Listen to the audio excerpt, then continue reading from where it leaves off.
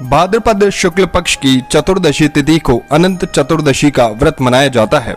अनंत यानी जिसके न आदि का पता है न अंत का, अर्थात वे स्वयं श्री हरि हैं।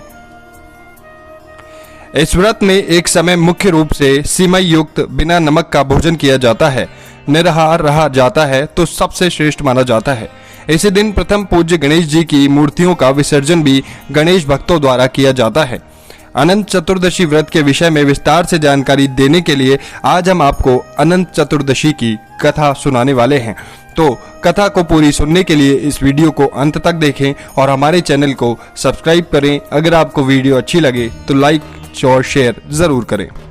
एक बार महाराज युधिष्ठिर ने राजसूय यज्ञ किया। उस समय यज्ञ मंडप का निर्माण सुंदर तो होता ही था और अद्भुत भी था। वह यज्ञ मंडप इतना मनोरम था कि जल और थल की विभिन्नता प्रतीत नहीं होती थी। जल में स्थल तथा स्थल में जल की भांति प्रतीत होती थी। बहुत सावधानी करने पर भी कई से व्यक्ति उस अद्भुत मंडप में धोखा खा चुके थे। एक बार कहीं से टहलते टहलते दुर्योधन भी उस यज्ञ मंडप में आ गए और एक तालाब को स्थल समझकर उसमें गिर गए। द्रौपदी ने यह देखकर अंधों की संतान अंधी कहकर उनका उपहास किया। इससे दुर्योधन चिढ़ गया। यह बात उसके हृदय में बाण समान लगी। उसने मन में द्वेष उत्पन्न हो गया और उसने पांडवों से बदला लेने की ठान ली। उसके मस्तिष्क में अपमान का बदला लेने के लिए विचार उपजने लगे। उसने बदला लेने के लिए पांडवों को द्रुत क्रीड़ा में हराकर उस अपमान का बदला लेने की सोची। उसने पांडवों को जुए में पराजित कर दिया। पराजित होने पर पांडवों को 12 वर्ष के वनवास के लिए जाना पड़ा। वन में रहते हुए पांडव अनेक कष्ट सहते रहे। एक दिन भगवान कृष्ण जब उनसे मिलने आए तब युधिष्ठिर ने कहा कि अपना दुख और दुख को दूर कैसे भगाया जाए। तब भगवान श्री कृष्ण ने कहा, हे युधिष्ठिर, तुम विधि पूर्वक अनंत भगवान का व्रत करो। इससे तुम्हारा सारा संकट दूर हो जाएगा और जो तुम्हें खोया है वो सब तुम्हें प्राप्त हो जाएगा।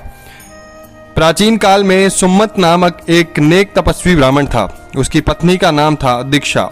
उसकी एक परम सुंदरी धर्मपरायण कन्या थी जिसका नाम सुशीला था। सुशीला जब बड़ी हुई तो उसकी माता दीक्षा की मृत्यु हो गई।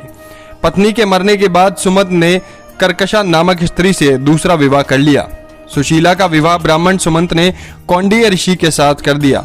विदाई में कुछ देने की बात पर कर्कशा ने दामाद को कुछ ईंटें और पत्थरों के टुकड़े बांध कर दे दिए। कौंडिन्य ऋषि दुखी हुए और अपनी पत्नी को लेकर अपने आश्रम की ओर चल दिए, परंतु रास्ते में ही रात हो गई। वे नदी तट पर संध्या करने लगे। सुशीला ने देखा वहां पर बहुत सी सुंदर स्त्रियां वस्त्र धारण करके किसी देवता की पूजा कर रही थीं। सुशीला ने पूछा तो उनसे विधि पूर्वक अनंत व्रत की महत्ता बताई। सुशीला ने वहीं उस व्रत का अनुष्ठान किया और 14 गांठों वाला डोरा हाथ में बांधकर ऋषि कौंडिन्य के पास आ गई। कौंडिन्य ने सुशीला से डोरे के बारे में पूछा तो उसने सारी बात बता दी। उन्होंने डोरे को तोड़कर अग्नि में डाल दिया। इससे भगवान अनंत जी का अपमान हुआ। परिणाम स्वरूप ऋषि कौंडिन्य दुखी रहने लगे। उनकी सारी संपत्ति नष्ट हो गई। इस दरिद्रता का कारण उन्होंने अपनी पत्नी से पूछा तो सुशीला ने भगवान अनंत का डोरा जलाने की बात कही।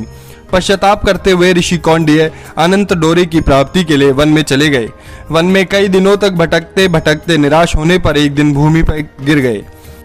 तब भगवान अनंत प्रकट होकर बोले, हे कौंडिन्य, तुमने मेरा तिरस्कार किया था, उसी से तुम्हें इतना कष्ट भोगना पड़ा। तुम दुखी हुए, अब तुमने पश्चाताप किया है। मैं तुमसे प्रसन्न हूँ। अब तुम घर जाकर विधि पूर्वक अनंत व्रत करो। 14 वर्ष व्रत करने से तुम्हारा दुख दूर हो जाएगा। तुम धन धान्य से संपन्न हो जाओगे।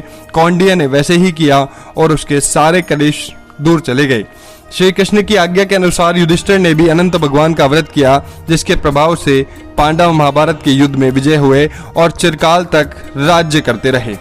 तो ये थी अनंत चतुर्दशी की कथा। कैसी लगी आपको ये कथा आप हमें कमेंट करके बता सकते हैं। साथ ही अगर वीडियो आपको पसंद आई तो आप इसे लाइक और शेयर करना ना भूलें। अगर आप हमारे चैनल पर नए हैं तो हमारे चैनल को सब्सक्राइब जरूर करें ताकि आने वाली हर अपडेट के बारे में आपको पता चले सबसे पहले।